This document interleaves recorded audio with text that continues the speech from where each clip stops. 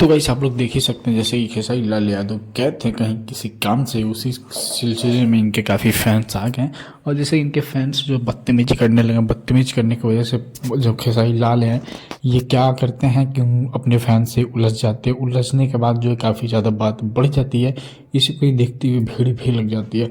उसमें से एक शख्स इनको मारने का भी धमकी देता है।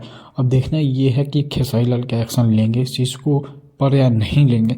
भाई खेसारी लाल काफ़ी भड़के हुए हैं अपने फैंस पे, ये बोले अगर फ़ोटो ही लेना था तो ठीक है आराम से ले देना, धक्का मुक्की करने की क्या आवश्यकता थी।